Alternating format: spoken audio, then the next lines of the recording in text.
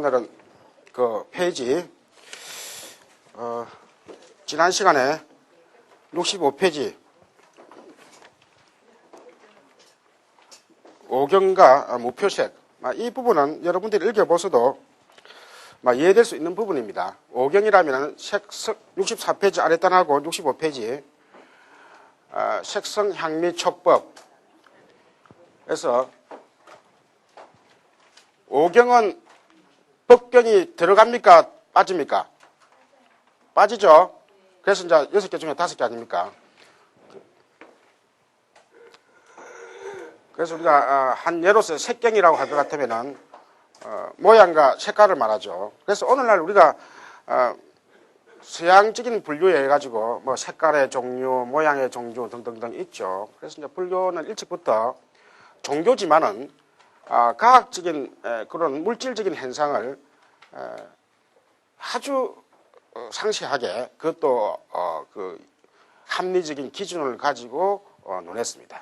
그래서 청항적백, 제일 마지막 줄에 청항적백, 우리가 오늘날 좀 색의 3요소에다가 백이라고 하면서 맹암을 나타내죠. 등등등. 그 다음에 95페이지. 여러분 그런 걸 읽어보면 되니까. 근데 한 가지 65페이지 그 중간에 보면은 조금 어려운 이야기지만은 우리가 색법에서 모양과 색깔이라고 하는 것이 형색과 형색으로서 즉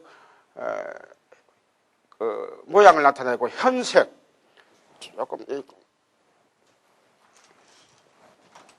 우리가 형 하면은 모양을 말하고 그래서 형색 모양이 나타나는 것이고 현색 하면은 이게 뭐죠? 나타날 현 우리가 제사 칠 때 쓰죠.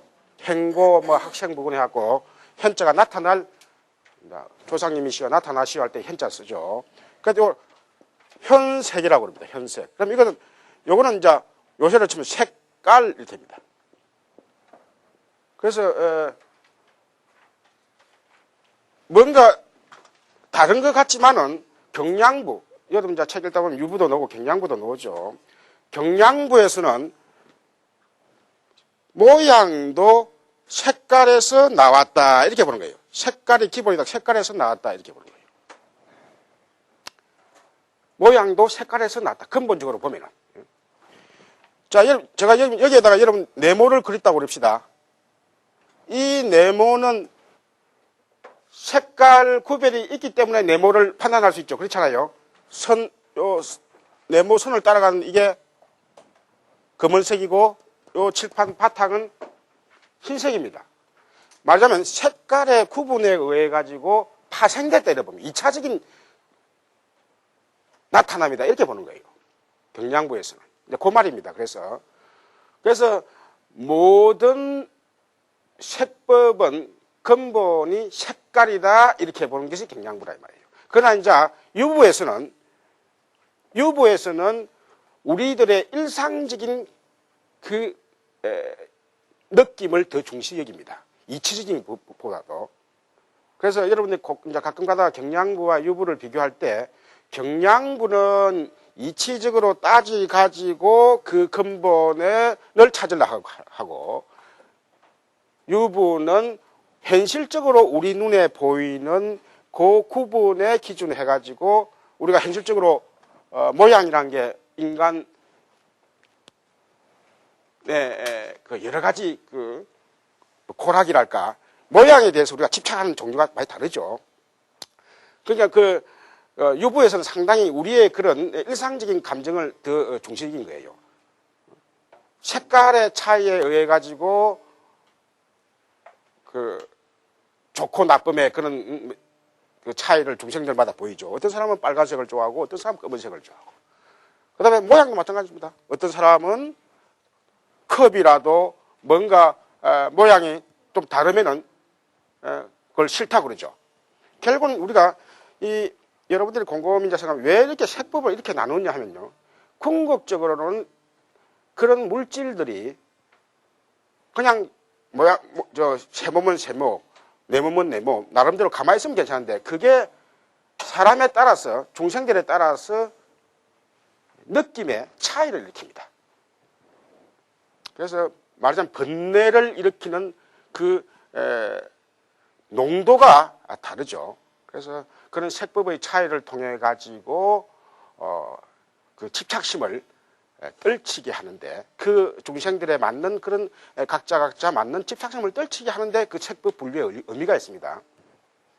그래서 오늘날 과학자들이 색법을 분류하는 것은 말 그대로 물질에 대한 하나의 호기심이랄까, 또 궁극적인 존재에 대한 호기심 때문에 물질을 분류했다 이렇게 보지만, 또 불교는 어디까지나 기본적으로는 종교입니다. 종교이기 때문에 물질 현상이 인간의 마음 못지않게 지대한 번뇌를 일으킬 수 있습니다. 그래서 이제 물질 분류를 통해 가지고 지금 다음에 나오는 이야기도 다 그렇습니다. 생물체가 내는 소리, 65페이지 밑에 줄에 그 보면은 소리라고 하는 것도 각양각색입니다.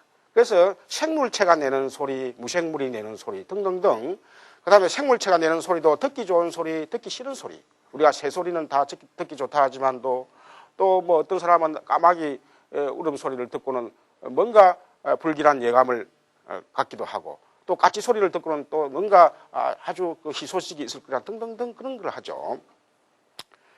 그래서 이러한 것들이 결국은 그런 분류를 통해 가지고 우리가 궁극적으로는 그런 대상에 의해 가지고 일으키는 고락도 말 그대로 주관적인 집착심일 뿐이다 하는 것을 내세우는 데 있는 거예요. 우리가 흔히 뭐 미신적인 그런 신행들 많죠. 무슨 소리에 대한 집착, 모양에 대한 집착 등등등. 그래서 그런 것들이 결국 그 대상 자체에서 오는 것이 아니라 인간이 어떻게 그것을 생각하느냐, 혹은 또 전생에, 전 시간에 공업으로서 많은 사람들이, 혹은 또 내 생으로 보면 내 생에 전생에 많은 나의 생들이 많은 그런 집착심들을 그 어떤 물건에 대해서 가져왔기 때문에 거기서 그 물건에 대한 그 호불호, 좋고 나쁨의 그런 상대성이 일어난다는 것을 궁극적으로 내세운 데 있습니다. 그래서 그것만 알고 여러분 그 분류는 읽어보도록 하세요. 그 다음에 66페이지 환경과 촉경도 마찬가지입니다. 뭐 냄새, 맛 등등등. 그 다음에 촉. 그래서 지난번에 우리가 치수화풍의 4대 은행을 이야기할 때 말씀드렸습니다. 이 촉경이라고 하는 것도 결국은 치수화풍 그 4대가 서로 강약에 의해서 어떤 것은 드러나고 어떤 것은 약하게 숨어가지고 그때그때 어떤 경우는 2개가 모이기도 하고 어떤 경우는 3개가 모이기도 해가지고 우리들의 많은 그런 그 부딪힘 현상들. 그래서 그 뒤에 나오지만도 뭐 흙이 진다, 목마르다 이런 것도 다 우리가 사람이 허기가 진다고 하는 것이 뭘까? 목마르다고 하는 게 뭘까? 우리가 어떻게 보면 일상생활에서 상당히 궁금한 부분들이죠. 요새는 애들 보면 참 그 과학적인, 어릴 때부터 과학적인 이 사고방식을 풀어주는 그런 책들이 많더라고요. 요새는 그 뭐 유치원생이나 초등학생을 위한 뭐 과학상식 해가지고 그거 보면은 말 그대로 왜 사람은 뭐 허기를 느낄까? 왜 머리카락은 검을까? 등등등. 참 요새는 그 여러 책을 또 애들 호기심을 풀어주죠. 그래서 이제 불교도 우리가 종교라고 하는 것은 결국은 우리가 그 호기심을 푸는 데 있습니다. 그래서 그 호기심 가운데서도 종교는 아주 궁극적인 호기심, 또 궁극적인 호기심 중에서도 누구에게나 다 공통되는 궁극적인 그 호기심을 푸는 데 사실 있는 것이죠. 그런데 이제 불교는 그런 궁극적인 호기심뿐만 아니라 일상의 호기심도 어떤 종교보다도 많이 풀어놨습니다. 여러분들이 보통 뭐 우리가 84,000 뭐 대장경 등등등 84,000 법문하면은 그게 전부 다 뭐 생로병사, 말 그대로 뭐 어떤 아주 그 어려운 이론을 풀어난 걸로 그렇게 생각하기 쉽지만은 사실 84,000 법문이랄까 혹은 84,000 대장경 등등등 많은 불교 경전들의 거의 반 이상이 우리 일상생활 속에서 뭔가 잘질구리한 그런 그 궁금증들 등등등 그런 것을 풀이 많이 해놨습니다. 그래서 여러분들이 우리가 시간이 없기 때문에 그런 걸 못 봐서 그렇지. 사실 그런 걸 보면요. 오늘날 그 과학자들이 과학적인 성과물로서 그 연구해낸 그러니까 상당히 많이 일치해요. 이게 이제 불교가 갖고 있는 종교이면서도 과학성. 그다음에 과학이 발달하면 발달할수록 불교가 더 어필할 수 있다, 더 드러낼 수 있다고 하는 그런 증가도 다 일치됩니다. 일찍부터 그래서 많은 그 훌륭한 스님들의 그런 특히 이제 아비달마 학자들이죠. 대단한 그런 스님들의 그 노력에 의해 가지고 많이 밝혀졌습니다. 그래서 지금 여기는 간단히 뭐 우리가 뭐 흙이 진다, 목마른다 등등 이런 것을 우리가 사대로서 구분을 하고 있죠. 그 다음에 무표색, 이 부분은 무표업하고 같이 설명을 할 수 있는 부분입니다. 그래서 여기는 책에 여러분들이 간단하게 쓰였는데 여러분들이 뒤에 142페이지를 미리 보실 분들은 142페이지를 읽어보도록 하세요. 그때 이제 업설을 할 때 이 부분을 제가 설명을 하려고 그럽니다. 그래서 141페이지, 142페이지를 참조하셔가지고 조금 보도록 하세요. 여기서는 우선 색법이라고 하는 항목의 그 과정 속에서 무표색이라는 것은 말 그대로 우리가 색법이라고 하면은 뭔가 나타나야 됩니다. 그래서 아까 나타나는 것을 모양으로 나타나고 색깔로 나타난다. 그러니까 이걸 다른 말로 하면 표라고 번역할 수 있습니다. 나타날 표. 이 나타났죠. 그런데 색법은 색법인데 나타나지 않는단 말이에요. 그래서 이제 앞에다 무를 붙인 겁니다. 무표. 그래서 무표면 색을 쓰면 안 되는데 이걸 이제 색이라고 쓴 거예요. 이게 이제 또 상당히 불교가 아주 그 세련된 그런 분류법이다 하는 걸 알 수 있어요. 우리가 물질은 물질인데 눈에 보이지 않는 물질. 오늘날은 하는 과학자들의 성과해 가지고 이제 당연한 개념으로 받아들입니다. 에너지라고 하는 것은 우리가 눈에 보이지 않습니다. 그래서 옛날에는 말 그대로 우리가 물질은 눈에 보여야 된다. 그런데 우리가 유명한 그 아인슈타인 공식 있죠. E 이꼬르 MC 자성 해갖고 에너지라고 하는 것은 눈에 보이지도 않습니다. 근데 눈에 보이는 이 M, 이거 질량이라고 합니다. 그러니까 이꼴이 된다면 어떤 관계 속에서 이게 이제 빛의 속도를 이성한 겁니다. 이게 간단한 공식이지만도 이게 엄청난 이 사실 진리를 품고 있어요. 예. 요사이 전기 에너지를 물 에너지로 바꾼다 등등등 사람이 죽으면은 등등등 어때 또 새로 에너지가 변환된다 등 이런 것이죠. 눈에 보이지 않죠. 근데 불교에서는 일찍부터 이미 부처님께서 아함경에 어떤 말이 있냐면요. 색이라 하면은 기본적으로 눈에 보여야 된다. 그래서 이걸 유견이라고 합니다. 유견. 눈에 보이고 그 다음에 유대. 만져지면 보여야 된다. 만져지면 만져질 수 있어야 된다. 이걸 이제 장애성이라 합니다. 대성. 뭔가, 물질이란 뭔가 딱 붙고 만져져야죠. 뭔가, 예를 들면 하다못해 행미경을 들이대더라도 행미경에 딱 만져져야 됩니다. 행미경에 그 비치는 딱 만져져야 되죠. 그럼 이제 만져진다는 게 그것은 이제 반응을 하는 것이죠. 반응. 요새 말하면 이게 이제 반응이죠. 그런데 경설에 보면요. 무견무대. 보이지도 않고 또 만져지지도 않은 것이 있다는 것이죠. 이게 무견무대색입니다. 그래서 이제 설일체 유부에서는 이것을 무표색이 있다는 것이죠. 그러니까 물질 가운데서도 만져지지도 않고 보이지도 않는다는 것이죠. 그래서 오늘날 우리가 우주 그 과학에서는 그걸 암흑물질이라고 합니다. 우리가 이 우주에 그 반응이 되는, 마찬 빛을 통해 가지고 보여지는 물질을 암만 합해도 모자란다는 것이죠. 상당히 모자란다. 그 반 이상이 모자란다는 거예요. 뭔가 이 우주가 이렇게 균형이 맞으려 하면은 그게 있어야 되는데 없다는 거예요. 그래서 그 보이지 않는 암흑 물질을 지금 다 기본적으로 언젠가는 그게 규명이 될 것이다. 이렇게 보고 있습니다. 자, 그런데 이제 불교에서는 이제 이게 뭐냐면은 우리가 찰나찰나 살아가죠. 찰나찰나. 그러니까 시간을 찰나찰나 살아갑니다. 그러면 색법뿐만 아니라 신법도 찰나찰나 일어났다가 멸합니다. 그러면 우리가 어떤 법이 일어났을 때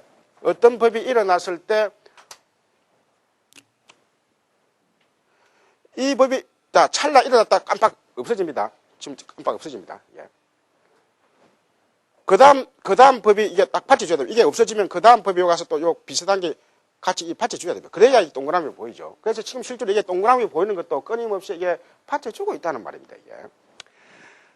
근데 만약에 찰나에 일어난 법이 어떤 선악, 뭔가 그 정감이 일어나는 그런 작용을 이제 할 수가 있겠죠. 뭐 이때 어떤 찰나의 행위를 통해서 아주 선행을 한다. 혹은 또 아주 그 독한 악행을 한다 그럴 때. 그러면 그 불교의 이론에서는 가보, 말하자면 어떤 원인을 지으면은 그 가보가 반드시 생긴다. 이렇게 이야기합니다. 그러면 그 어떤 강렬한 그 업에 의해 가지고 가보가 있을 때 그 가보가 예를 들면 우리가 이거 뭔가 하나 있다고 그럽시다. 이게 하나의 그 편리한 설명으로서 가보가 이걸 종자라 그러면 만약 어떤 그 가보가 이렇게 줄기가 나서 있다고 그럽시다. 근데 이것이 한 찰나 일어났다가 탁 없어지면 가보도 없어지겠습니까? 가보는 남아있겠습니까? 예? 자, 남아있어야 되겠죠? 가보가 남아있어야만이 불교 이론이 성립되겠죠. 그렇죠? 만약 이게 통째로 다 없어진다면 어떻게 되죠? 항상 출발은 새로워야 됩니다. 가보가 남아있어야 되겠죠, 이 가보가. 그래서 이 가보는 눈에 보이지 않는 무표색의 형태로서 다음 법이 일어날 때 계속 작용을 하고 있다. 이렇게 보는 겁니다. 예. 특히 이제 우리가 이 강렬한, 아까 그래서 강렬한 선행이나 강렬한 악행을 할 때. 그래서 이제 그 강렬한 선행의 대표적인 예로서 어떤 사람이 출가를 해가지고 아주 그 수행에 매진할 때, 더구나 그 출가를 하면서 그 비구계를 받아가지고, 만약 우리가 그 맹세를 할 때, 내가 지금부터는 어떤 악행도 저지르지 않고 선행만 하겠다. 서원을 지죠, 우리가. 그럼 우리가 이제 우리가 경설에서는 출가 예지만은 일반 사람들도 마찬가지입니다. 일반 사람들은 내가 지금부터는 내가 화를 내지 않겠다. 아주 막 찬물 떠놓고 참 맹세 하는 것이죠.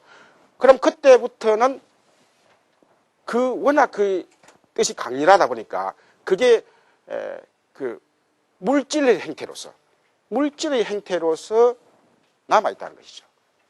그래서 그게 이제 쌓이면은 점차 마치 우리가 출가를 오래 한 사람이 그 얼굴에 출가의 풍모가 드러나듯이 또 반대로 하면은 악행을 저질러 가지고 오랫동안 저질른 그 뒷골목에 그런 아저씨들이 나중에는 얼굴이 험악하게 되듯이 그건 이제 색법이 그렇게 쌓인다는 것이죠. 이렇게. 색법이 쌓인다는 겁니다. 그러니까 이 무표색이라고 하는 것은 지금 제가 뭘 그랬냐면 이 둑입니다. 둑. 강렬해가지고 이 무표색은 적극적인 역할을 하지 않는 겁니다. 무슨 말이냐면은 말하자면 그 막는 것. 강렬한 선행을 하게 되면은 그 선행의 여력이, 이 가보가 여력이 악행을 짓는 것을 이렇게 막는 둑의 역할을 한다는 거예요. 이게. 둑의 역할을 한다. 그래서 내가 지금 강렬한 서원을 하면은 내가 지금부터 내가 절대 화를 안 내겠다. 그러면 그 화를 안 내겠다고 하는 그 서원의 그 여력이 말하자면 무슨 말입니까? 화를 내는 것을 막는 역할을 하는 거예요. 내가 어저께 맹세를 했는데 우리가 일상생활 그런 경험이 있죠. 어저께 맹세를 이게 이제 방파제 역할을 하는 겁니다. 안 그래도 특히 내가 남들 보는 앞에서 공통으로 남들 보는 앞에서 내가 서원을 했는데 내 혼자만 그래 한 것도 아니고 그럼 이게 이제 하나의 방파제 역할을 합니다. 이 방파제 역할을 하면서 하다 보니까 나중에는 자연스럽게 얼굴 본색이 달라지고 위가 갖춰지고, 그래서 이제 우리가 선행을 강렬한 서운을 통해서 바란 사람은 나중에 가서 그 가부가 색법으로서 나타난다는 것이죠. 그래서 이제 그때 무표색을 설정하는 그 하나의 그 실익이 있습니다. 그래서 유부에서는 무표색을 설정하고, 여러분들 또 책을 읽다면 경량부에서는 무표색 대신에 종자라고 하는 것을 설정합니다. 종자. 여러분, 이때 종자라는 것은, 여러분, 종자는 눈에 보입니까? 안 보입니까? 종자 안 보입니까? 그래서 그렇죠. 불교 공부를 하면 할수록 여러분들이 뭐 물을 때 한쪽으로만 대답하면 안 됩니다. 그럴 때는 막 몰라도, 이렇게도 하고 저렇게도 하는 본전을 찾습니다. 그러니까. 종자가 눈에 보일 수도 있고, 안 보일 수도 있습니다. 그렇죠? 아시겠죠? 자, 무표색은 눈에 보입니까? 안 보입니까? 자, 안 보이네요. 공부 많이 하셨네. 무표색은 눈에 안 보입니다. 그렇죠? 안 보입니다. 그게 무표 아닙니까? 근데 종자는, 그래서 이제 이 경량부에서는 종자라는 개념을 갖고 설명하는 것이 보다 더 이렇게 종자 안에 어떤 성품이 함축되어 있습니까? 안 있습니까? 어떤 성품이 여러 작용이 결과로서 함축되어 있죠. 그래서 어느 정도 인연을 만나면 가을 되면은 여기서 줄기가 나오고 꽃이 핍니다. 근데 종자만 보면은 그 종자 안에 줄기와 꽃이 없죠. 그걸 이제 우리가 잠재되어 있다고 합니다. 잠재되어 있는 거예요. 근데 인연을 만나면 종자에서 이 꽃이 핍니다. 자, 그래서 그 잠재적으로 전달되는 그 여력을 경량부에서는 종자라는 개념을 가지고 설명한 거예요. 그냥 이것도 충분히 그 설득력이 있죠. 그렇죠. 종자는. 그래서, 그러나 이 종자는, 경량부에서 이야기하는 종자는 이때는 신법입니다. 무표색은 색법이지만도 이때 종자는 기본적으로는 신법입니다. 그래서 그걸 이제 마음 심자입니다. 자, 그래서 우리가 이 무표색을 설하는 그 실익, 간단한 형태고, 여러분 조금 더 보고 싶으면은 142페이지 그때 그 설명을 할 테니까 미리 예습을 하실 분은 그 부분을 보세요. 자, 그 다음에 이제 오늘 본론으로 들어갑시다. 우리가 67페이지 아랫단에 심소법 해가지고, 여러분들 그 심 밑에다가 심왕법이라는 말을 썼어요. 심왕법. 이게 이제 이 책이 조금, 요새 현대식으로 조금 용어를 구사한다 해가지고 좀 그랬는데, 우리가 전례적으로는 이걸 심왕법, 심왕, 그 다음에 심소.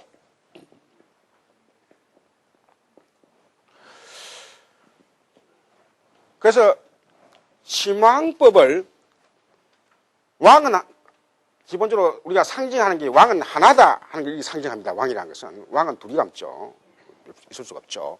그래서 이 심왕법은 하나입니다. 심왕법은 하나인데, 왕이 될 수 있는, 왕으로 등극할 수 있는 자격은 몇 가지가 되겠습니까? 몇 가지가 있습니까? 이걸 예습을 하신 분은 여기에는 6개가 있습니다. 6식이 있습니다. 안입이 설신이. 그래서 우리가 18개에서 안입이 설신이 그 6개 중에서 항상 한 찰나에 6개 중에 하나가 뜹니다. 그래서 그것을 심왕법이라고 합니다. 자, 안입이 설신이. 찰나라고 하면은 가장 짧은 시간을 불교에서 찰나라고 합니다.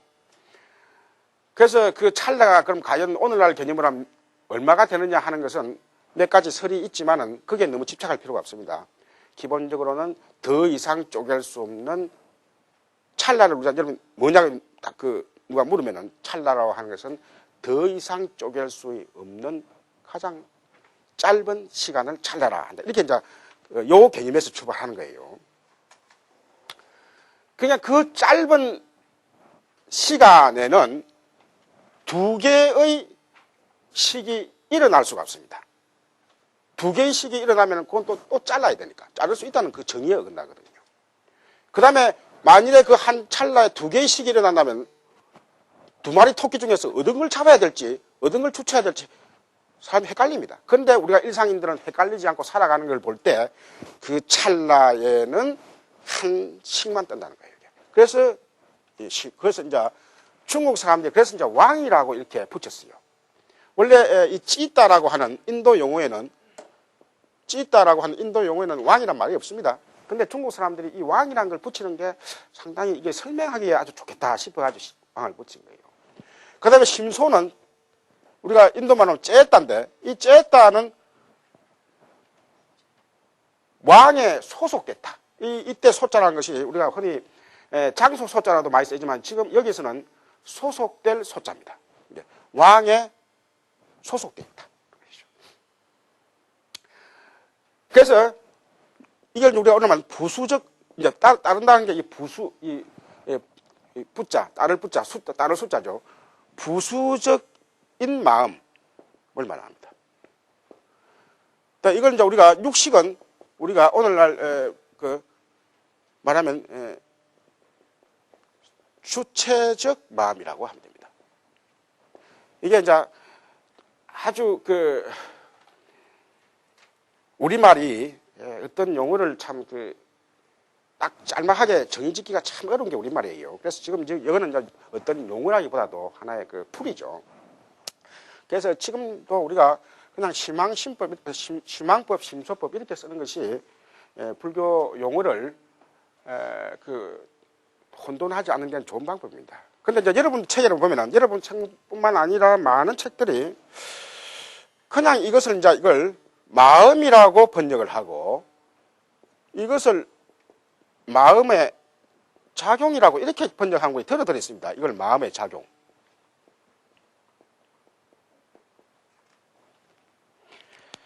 자, 그래서 우리가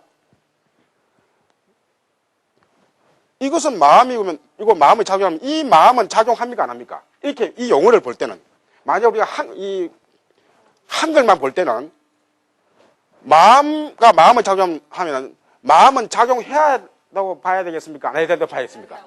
왜냐면 여기 작용을 붙이기 때문에 요거는 안 해야 된다고 봐야 되겠죠. 이런 좀 문제가 생기는 거예요. 그런데 시망법은 작용을 합니까 안 합니까? 시망법은 안입이 설신이 작용을 합니다, 이게. 그래서 이제 이게 문제가 있는 거예요. 아시겠죠? 그래서 그냥 그대로 시망심소를 쓰자는 겁니다. 우리가 전례적으로는 시망심소를 썼으니까요. 이걸 그냥 한글로 이렇게 이걸 고정하시다 보면 이게 마음이라는 게 좀 움직이지 않는 마음이 있고 이게 움직이는 마음이 따로 있구나 이 생각이 깊죠. 그러나 이것도 역시 그냥 움직이는데 이건 뭡니까? 주체적인 마음이고 이것은 부수적인 마음이라 이겁니다. 그래서 이제 심소, 시망심소가 이렇게 이제 우선 구별돼야 됩니다. 자, 그래서 이제 그래서 제가 67페이지 아랫단에 심 밑에다가 시망법이라고 쓴 이유가 그게 있습니다. 그래서 한글로 마음과 마음의 작용 이렇게 있지만 이것도 역시 한글 번역에 주체적인 마음, 그다음에 부수적인 마음 이렇게 밑에다가 써놓으면 다음에 잊어버리더라도 기억을 항진시킬 수 있습니다. 자, 그 다음에 이제 봅시다. 우선 1번 마음. 자, 그래서 이게 이제 시망법이 됩니다. 18개에서 마음은 자, 얘도 여러분이 항상 그래서 시망법을 이렇게 연상을 해야 됩니다. 안식 내지 의식의 60개와 의계로 분류되고 있지만 이 왜 만자로 붙이냐는 말이죠. 자, 우리가 아비달마에서는 마음 할 때는 기본적으로 종류가 7개 있다. 그래서 이제 70개라고 그럽니다. 70개인데 왜 7개를 다 왕으로서 될 수 있는 자격을 부여하지 않고 60개, 안입이 설신이 6개만 부여를 했겠느냐? 혹시 생각하실 분 있어요? 이런 걸 할 때는 질문도 하고 인원이 작을 때는 이렇게 또 대답을 듣고 또 일하고 해야 되는데 일방적으로 해보니까. 자, 이거 생각해 보신 분 뭡니까?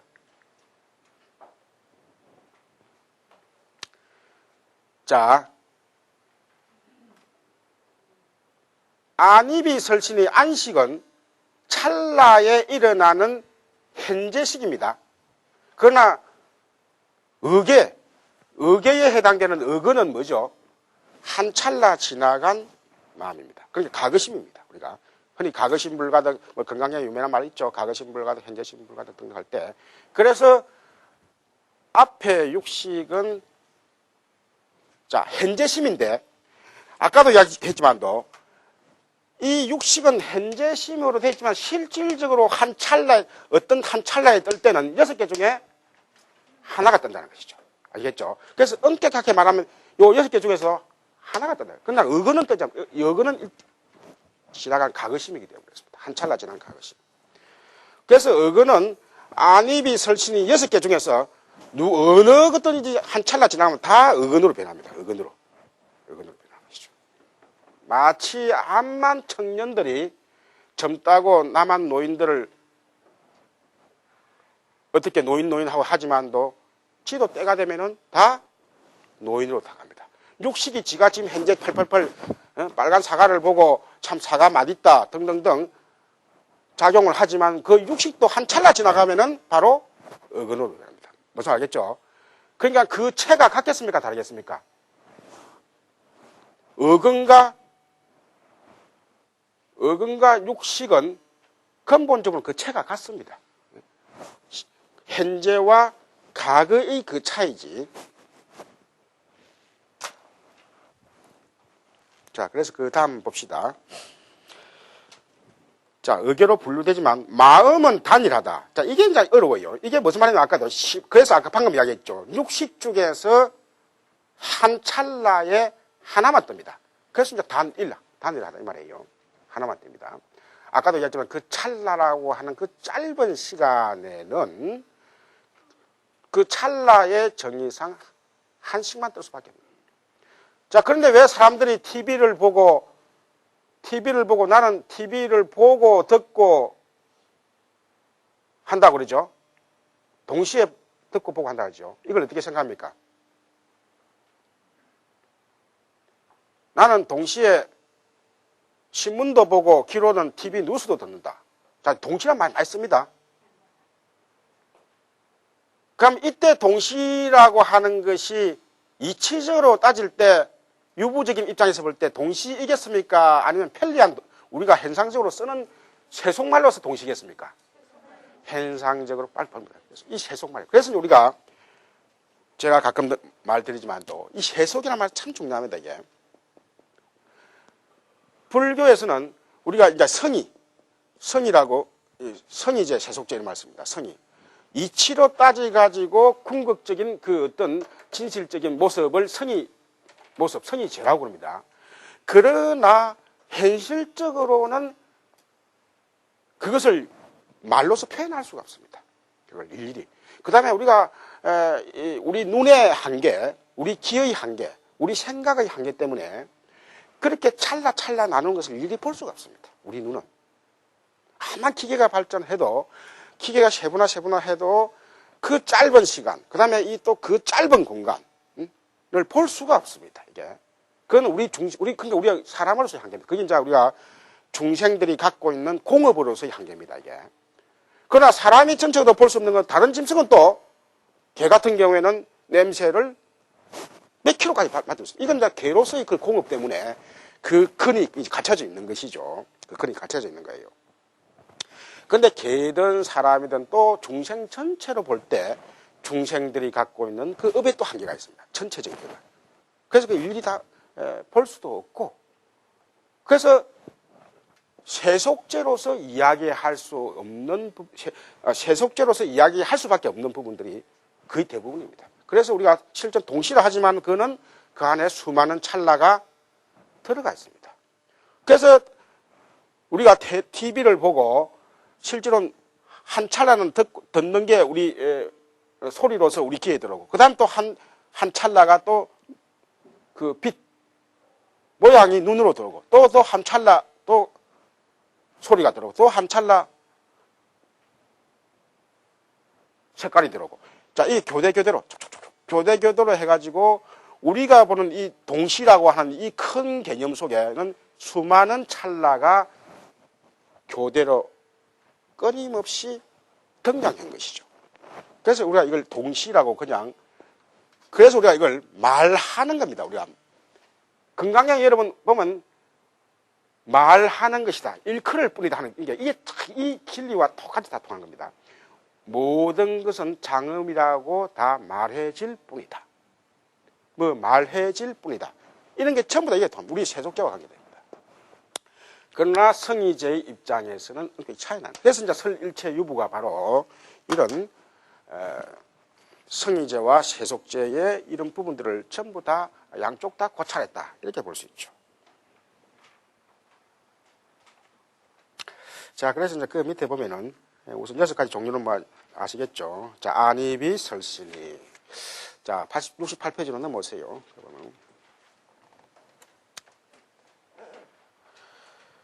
자, 그래서 68페이지 아까 말씀드린 우리가 70개에서 어근에 대해서 이야기해 놨습니다.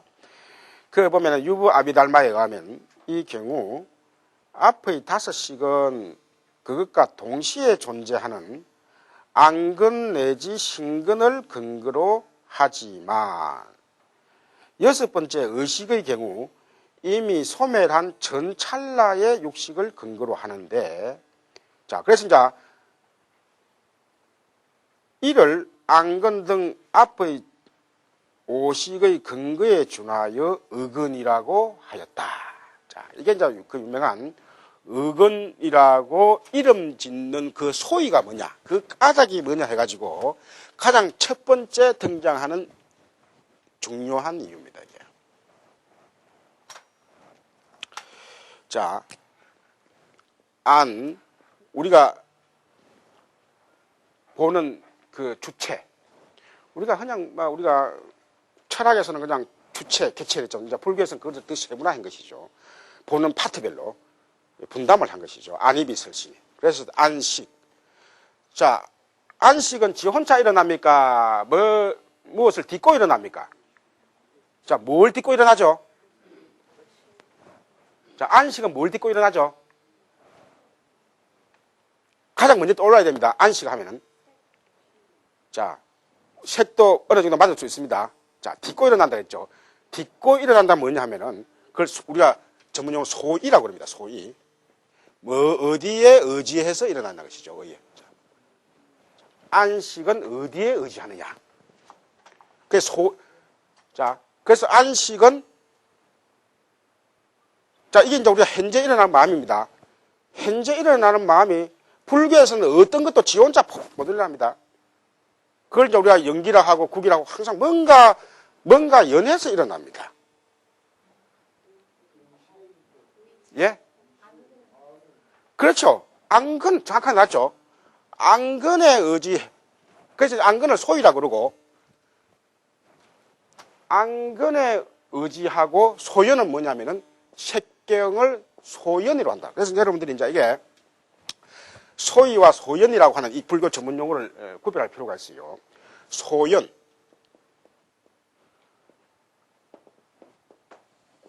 자, 연에서, 우리가 인연에서 일어난다, 연에서 일어난다 그랬죠. 소연. 자, 이것은 오늘날 소연이라고 말하는 것은 오늘날 그 대상을 말합니다. 대상. 자, 내가, 여기는 지금 이제 창문이 없지만 여기 한 창문이 있다고 그럽시다. 자, 창문을 내가 뒤다볼 때 창문이 높아가지고 밑에다가 의자를 하나 나가 의자에 밟고 올라가서 봤을 때 내가 바깥에 창문 열고 바깥에 그 눈을 봤을 때 자, 의자가 소이가 되겠습니까? 소연이 되겠습니까? 내가 의자를 밟고 창문에 올라갔을 때. 그 말 속에 나타나죠. 소이, 의자에 의지해서 봤죠. 그렇죠? 자, 그때 바깥에 눈은 뭐가 되겠습니까? 바깥에 눈. 스노우, 눈. 네? 그때 바깥에 눈은 소연이 됩니다. 대상이 됩니다. 아시겠죠? 자, 그런데 이제 아까는 의자지만도 나의 안식이 안근, 내 이 눈에 이 색법적인 이 눈이 있죠. 색, 물질 육신으로서의 이 눈이 있죠. 우리 눈은 눈이죠. 짧게. 저 눈입니다. 그러니까 의자가 눈을 봤습니까? 맞습니까? 의자가 눈을 못 보죠. 왜 의자 눈을 못 보죠? 의자가 왜 눈을 못 보죠? 그렇죠. 눈이 없으니까. 그 자꾸 어렵게 생각하지 마세요. 불교는 아주 그 일상적으로 아주 그 생각이 그 답이 나오는 거예요. 의자는 눈이 없으니까. 또 그 다음에 의자는 물질이니까, 색법이니까, 그래 됩니다. 자, 그런데, 자, 그거 하고, 의자가 분명히 눈을 못 봅니다. 그런데 이 안근은 눈을 봅니까, 안 봅니까? 자, 우리가 안식이 안근에 의지해가지고, 자, 눈을 봤다 이럴 때, 이것을 의자와 같이 이꼬로 시킬 수 있느냐 하는 그런 문제예요. 아까 비유로서 제가 의자를 비유했지만은도, 자, 이때 안근이 눈을 봅니까, 안 봅니까? 자, 못 보죠 한 사람이 있습니다. 왜 못 보죠는 어떻게 하겠죠? 예? 물질이니까 그랬죠. 일단 왜 못 보죠에 대한 물질이니까도 일단 일리는 있습니다. 또 다른 분은 본다고 생각하시는 분은 안근은 불교 경설에 안근이 본다고 놓습니까? 안 본다고 놓습니까? 왜 이 안자를 붙였죠? 그래서 지난 시간에 우리가 안근이 보느냐 안식이 보느냐 나왔습니까? 안 나왔습니까? 안근이 보느냐 안식이 보느냐. 안근은 그래서 통설상으로 뭐 본댔죠? 유부에서는 안근이 본다 그러고 통설에서는 안식과 안근이 함께 본다 그랬습니다. 그래서 안식은 간조를 하고 안근은 간조를 하고 안식은 묘배를 한다. 이제 생각이 나죠? 자, 그리 보면은 통설에 의하든 통설에서도 안근은 보는 것이고 간조지만 그 약한 그 작용이지만은 보고 유부에서 하면 도리어 더 추천적으로 보는 겁니다. 아시겠죠? 그래서 이 문제를 제가 이제 여러분들에게 드러내기 위해서 아까 의자 비유와 실제로 그 안근은 색법이지만도 보는 작용을 그래서 한다는 거예요, 이게. 미미하지만은, 요별까지는 안 가지만은 간조라고 하는 그 보는 작용을 한다는 것이죠. 아시겠죠? 자, 그래서 이 안식은 안근에 의지해가지고 또 역시 보고 또 의지된 그 안근도 본다는 거예요. 보는 게 양쪽 두 개가 봅니다. 두 개가. 아시겠죠? 이 부분을 잘 봐야 돼요. 그래서 하나는 소위가 되고 하나는 현재 보는 그 식이 되고 색경은 그 대상이 되는 것이죠. 자, 이래 해가지고 쭉 갈 때 나머지 또 이렇게 쭉쭉쭉 생각할 수 있는데 이 비, 설, 신. 자, 문제는 요겁니다. 의식. 자, 이게 우리가 흔히 제6의식이라고 표현했습니다. 이 제6의식은 어디에 소위를 하느냐 하는 것이 그 앞에 전의식하고 안입이 설까지는 각자 그 소위권이 있습니다.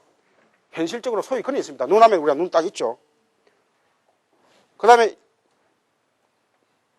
귀가 있습니다. 현실적으로 귀 볼 수 있습니다. 만질 수 있습니다. 그 다음에 역시 마찬가지입니다. 아니, 비, 설, 건 다 있죠. 신근까지도, 신시까지도 신근이 다 있습니다. 자, 그럼 우리 마음은, 현재 일어난 마음은 어디에 소위를 했느냐는 것이죠. 이게 이제 하나의 논의거리였습니다. 조탄기에. 우리가 흔히 그러죠. 내 마음은 어디서 일어날까? 지금 갑자기 내가 어떤 아차 하면서 굿 아이디어가 딱 생각났다. 이 마음은 어디서 왔을까? 또 어떤 사람 또 만났는데, 오랜만에 저 친구 만났는데, 오랜만에 참 친구를 만났는데, 갑자기 그 친구 옛날 생각이 나가지고, 자기한테 잘못된 게 생각하고, 갑자기 무슨, 분노가 일어났다. 자, 이 마음은 그 소위가 뭐냐는 것이죠, 소위. 그래서 그 소위를 어근이라고 이름 지으면서, 아시겠죠? 이름 지으면서 이것을 한 찰나 지나간 마음이라고 이렇게 부르는 거예요.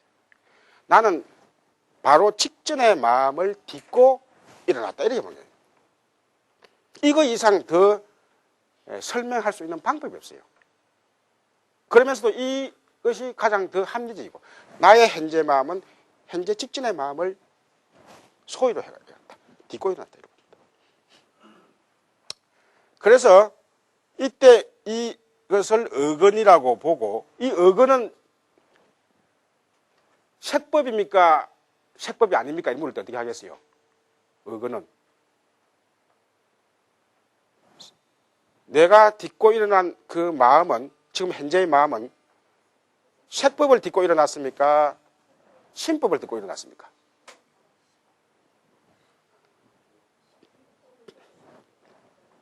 지금부터 서서히 이제 헷갈리기 시작하죠. 이거는 간단한 겁니다. 근데 이제 지금부터 서서히, 자, 찰나 지나간 마음이, 한 찰나 지나간 마음이 어떤 물질이 됐겠습니까? 아니면은 말 그대로 범위가 없는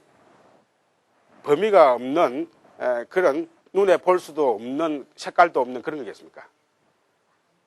간단히 생각하면 한 찰나 지나가면 여러분 모양과 색깔이 있습니까? 없습니까? 없잖아요. 그럼 신법이죠. 한 찰나 지나간 마음. 홀라고 신법입니다.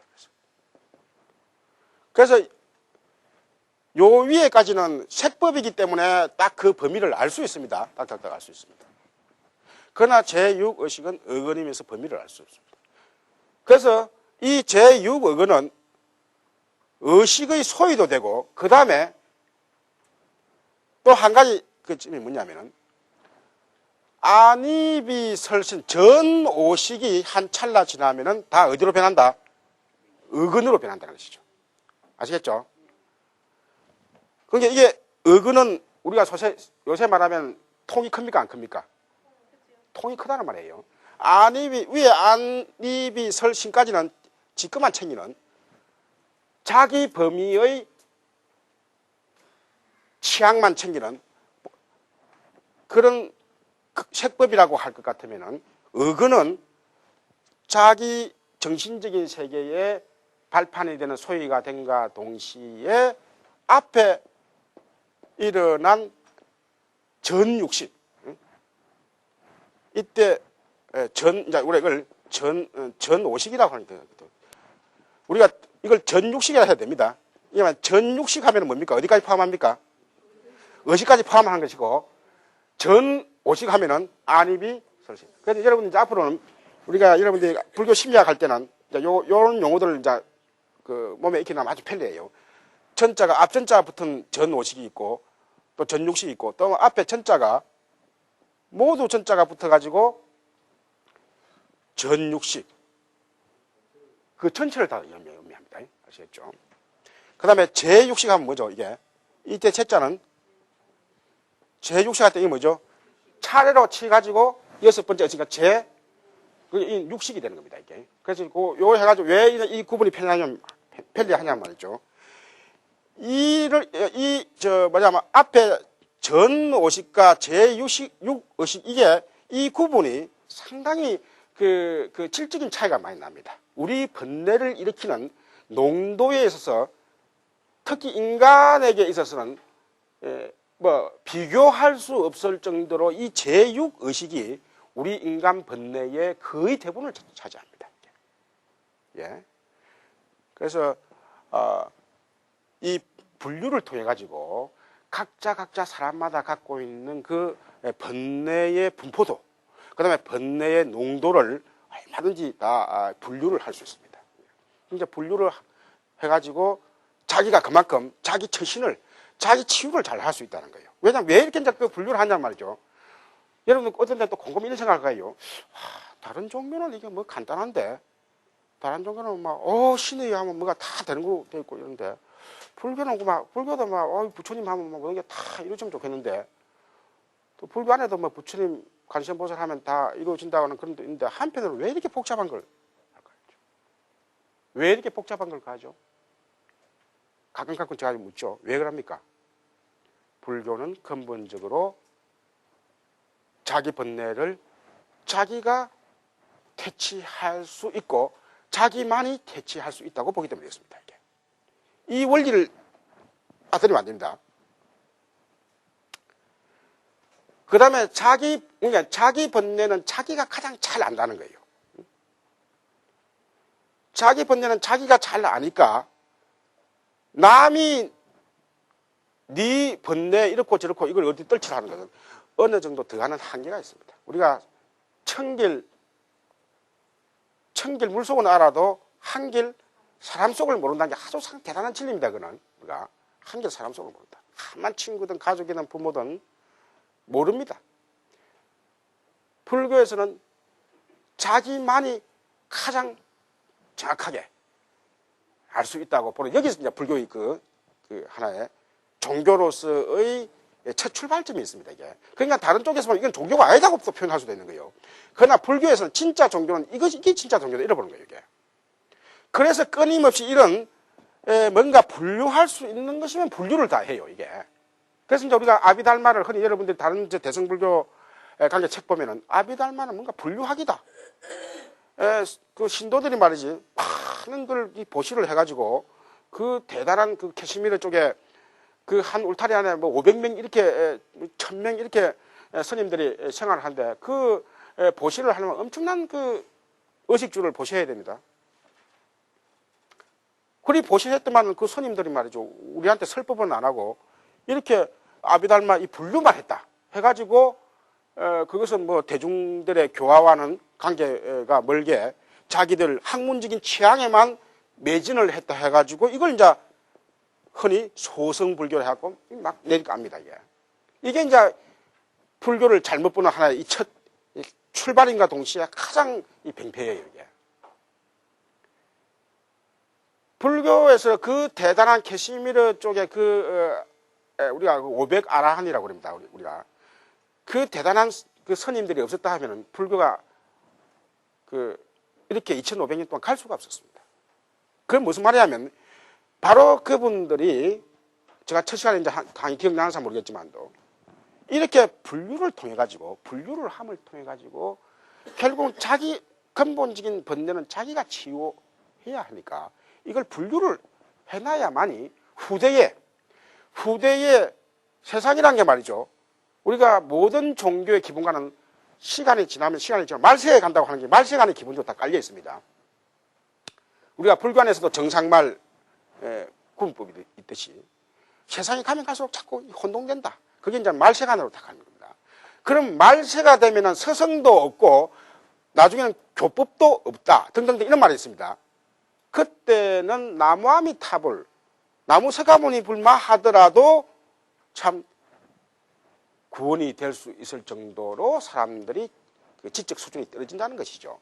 그러니까 우리가 그런 이제 하나의 말세간이 다 깔려 있습니다. 그래서 불교에서는 영원히 세세생생의 이런 불교의 기본 구조를 체계화 지어 놓으면은 누구든지 이런 우리가 오늘날 대장경을 보고 불교의 구조를 이해하고 자기 스스로 불교란 게 자기 스스로 구제하는 거예요. 그럼 자기 스스로 어떤 식으로 구제를 하는가 이걸 다 볼 수가 있는 것이죠.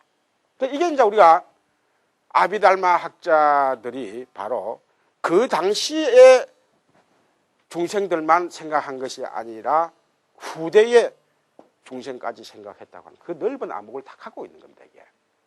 그래서 여러분들이 이게 이런 그동안에 잘못된 아비달마간, 그래서 우리나라는 진짜 겨우 10년 전부터 해가지고 이 아비달마를 이제 어느 정도는 그 위상을 점차 떠오르고 있습니다. 이 아비달마라는 사실 우리가 남방불교에서는 이게 답니다. 불교라면 경전이지만 아완견이 다고 그 주석이라면 아비달마가 답니다. 대성경전 이름도 모르고 대성 추석수도 모릅니다. 그러면서도 훌륭하게 도리어 더 북방 쪽보다도 남방이 더 불교를 더 착실히 해오고 있습니다. 이게 어디에 있느냐? 바로 불교의 근본 정신을 잘 이어받았기 때문에 그렇습니다. 그래서 우리가 북방 계통에 전해진 이 불교는 말이죠. 응용돼 가지고 우리가 여러분도 아시다시피 응용이란 게 잘하면은 이게 그럴 수 없이 좋지만은 응용 잘못해 놓으면은 이게 도리어 첫 작품보다도 더 못합니다. 그림을 그리는 사람이 한순간에 첫 그림을 잘 그릴 수 있는데 이것도 뭐 고치고 하다 보면 응용한다 하다 보면 이게 나중에 뭐 차라리 막 이거 던져버리기 났습니다. 우리 지금 특히 북방불교 안에는 말이죠. 덕지 붙은 엄청난 불교 안에서도 비불교적인 게 엄청나게 많이 있습니다. 이게. 그래서 그걸 추리내는 방법들 그 기준을 어디서 잡아야 되나? 바로 이런 18개의 법문을 중심으로 한 이런 구조 속에서 찾아야 됩니다. 그래서 방금도 얘기하지만도 이런 분류를 통해 가지고 우리 인간들이 갖고 있는 그런 번뇌의 종류를 내가 남에게 쓸 법도 잘 알 수 있고 또 내 자신이 스스로 내 자신의 번뇌를 주체적으로 가장 정확하게 떨어낼 수 있다 이렇게 보는 겁니다. 그래서 우리가 자선이 바로 아비달마하고 자선하고 이거로 된 겁니다. 우리가 흔히 선도 똑바로 안 한 선사들이 보통 보면은 그 자기가 선해가지고 어느 정도 뭐 자기 나름대로 한 소식 했다 그러면은 그 입에서 오르는 게 제일 뭐냐면 뭐 소승이니 뭐 또 뭐 교학이 어떻니 저떻니 하면서 그런 이야기를 합니다. 그래서 우리 같이 불교를 이게 여러 방면으로 한 사람 눈에서 볼 때는 그런 사람들은 아직 완전히 통하지 못했다. 궁극적인 견지에 가지 못했다고 하실 수 있는 거예요. 그래서 이제 그러한 분들이 말 그대로 아비달마의 훌륭한 그 교학 정신을 이제는 더 높일 수 있다고 할 것 같으면은 불교라고 하는 것이 이제는 말 그대로 선이라고 하면 뭐냐? 이꼬로 아비달마다 이렇게 이제 등식을 맺을 수 있어야 됩니다. 선 뭡니까? 자기를 관찰하는 거 아닙니까? 그렇지요? 자기 관찰. 아비달마의 기본 구조도 자기가 관찰해가지고 할 수 있는 그 번뇌의 종류. 우리가 선하면은 그거거든요. 번뇌를 떨치면 됩니다. 보통 선하면은 뭐 어떤 신비적인 스승으로부터 내려오는 뭔가 신비적인 걸 제자가 이어받는 거로 그렇게 착각을 하는데요. 그거 아닙니다. 그래서 기본적으로 모든 불교의 자선은 번뇌를 떨친다고 하는 이 대명제를 한치라도 어긋나면 그 불교가 아닙니다. 자, 그래서 가끔가다 제가 이런 여러분들이 잊을만 하면 이런 대전제를 한 상기시킨다는 의미에서 방금 말씀드렸어요. 자, 그래서 이제 이 어근이라는 게 바로 말씀드렸듯이 그런 제6의식의 소위가 된과 동시에 전 육식이 한 찰나 변하면은 다 어근이 된다. 자, 모든 청년이 다 있지만은도 그 사람도 때가 되면은 부모가 되듯이. 자, 그런 의미로서 어근을 설정하는 것이 앞에 전 오식이 그 소위근이 있는가 마찬가지로 의식도 그 소위근을 설정함을 통해 가지고 아주 편리하게 책에 지을 수 있다는 것이죠. 자, 그 다음에 딱 중간에 보면은, 자, 그럼 이제 시망법. 우리가 한글로는 마음이라고 하지만은 실질적으로 우리가 인도 말로 보면은 마음이라는 게 기본적으로 세 종류가 있습니다. 그래 보면은 그 찌따 마나스 어디 갑니까? 자, 그거 보세요. 찌따 찾았습니까? 그 여러분 책은 치따라 되어 있지만 그 원반은 찌따입니다. 그 찌따. 그 다음에 갈로하고 찌따라 써놓으세요. 일본식 잘못된 발음들이 많이 있습니다. 자, 이 찌따를 이제 한문으로 심이라고 그리 번역을 해요. 그래서 이것은 뜻으로 보면 짓기. 자, 함께 일어난다고 하는 의미입니다. 이 짓기라고 하는 말 자체 속에는 우리가 불교가 갖고 있는 어떤 한마음이 일어난다고 하는 것은 실질적으로는 그건 하나의 우리가 세속적인 마음, 하나의 편리한 말일 뿐이지 실질적으로는 여러 마음이 함께 일어난다. 혹은 또 인연되어 일어난다고 하는 뜻이 들어있습니다. 그 다음에 이제 마나스. 우리가 이 마나스를 한문으로서는 의라고 번역하지만은 요게 이제 의라고 번역함을 통해서 오해가 많습니다. 이때 의라고 하는 것은 우리가 오늘날 옥편을 찾아보면 뭐가 나옵니까? 의지할, 의욕할, 의지할 이 나오죠. 이거는 그 뜻이 아니라 그 뜻도 일부 있지만은 주 뜻은 뭐냐면 그 바로 뒤에 나오죠. 사량. 자, 생각하는 겁니다. 생각하고 헤아리는 것을 사량이라고 합니다. 량자가 헤아릴 량자입니다. 그래서 우리가 영어에서 일찍이 사람을 man이라고 했습니다. 이 man의 유래가 뭐냐면은 이게 바로 이 마나스에서 나옵니다. 마나스. 사람은 생각하는 존재다. 그래서 요것이 이제 생략되고 요게 man이 된 거예요. 사람은 생각하는 존재다. 정확하게 이 man이라는 것이 마나스가 이게. 그래서 우리가 한글로는 그냥 마음, 막연하지만도 우리가 그 안에 크게 볼 때는 함께 일어나가지고 뭔가 그 결과를 일으키게 하려는 그런 찢다와 그 다음에 뭔가 이 헤아리고 하는 생각하는 그런 마나스와 그 다음에 노는 마지막으로 구별하는 비갸나, 이것도 비지나라를 비갸나라고 고치세요. 이갸.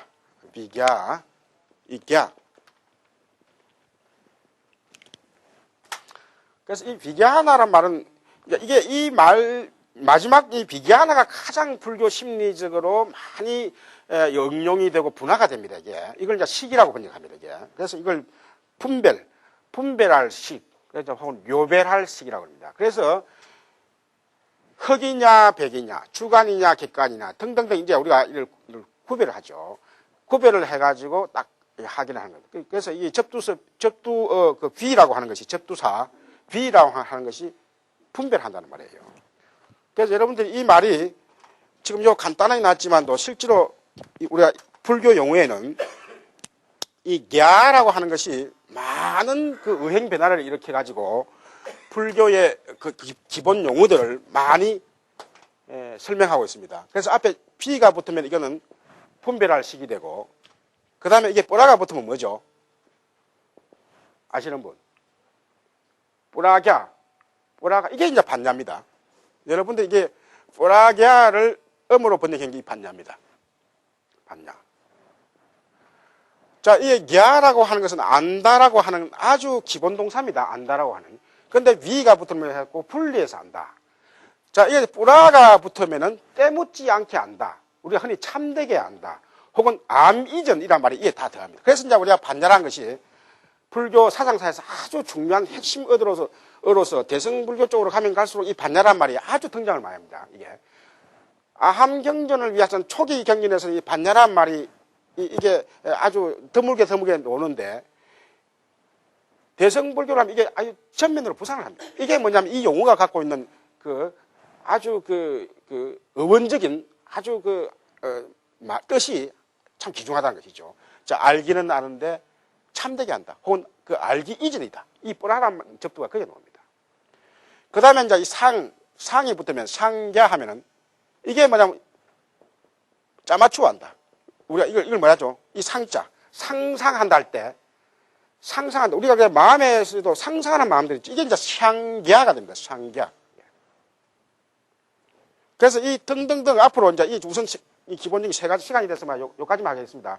앞으로 요 안에 여기에 접두어가 붙어가지고 예를 들면 아갸 하면은 이게는 무지.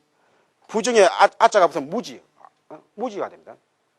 등등등 많이 나와요. 그래서 우선 이 위갸가가 불교 심리학적으로 앞으로 계속 등장하면서 결국은 무분별로 가는 주관과 객관의 분별심을 타고난 중생이라는 한계적인 존재를 우리가 무분별의 상태로 보내가지고 나라는 존재가 더불어 사는 존재다. 나는 태어날 때부터 우리가 생물학적으로 말하면 그 본능에 의해 가지고 혹은 또 불교적으로 이야기하면 업식에 의해 가지고 뭔가 내 것을 챙기려고 하는 그런 그 본능을 갖고 살아갔지만은 얼마든지 그 본능을 떨쳐낼 수 있다고 보는 것이 불교적인 입장이에요. 그래서 분별을 위갸를 비갸 무분별로 바꾸는데 전 불교의 그 지향점이 있다. 우리가 심리적으로만 이렇게 이야기하죠. 그래서 이 불교 용어가 그래서 한문으로서는 이거 아까 심의식, 찢다, 마나스, 위갸나 이 세 가지가 하나의 그 마음을 나타내는 용어지만은 그 체는 같다 이렇게 봅니다. 그래서 아비달마 초기 심리학 계통에서는 글자는 다르지만은 그 체는 같다고 보는 것이고 후기로 가면 후기 불교 심리로 가면은 체도 다르다고 하는 그 체별설을 입장에 마치하게 됩니다. 그래서 오늘은 시간이 돼서 요까지 하고 다음 시간에 그 다음부터 68페이지 그 하단부에 거기서부터 하도록 하겠습니다. 이상입니다.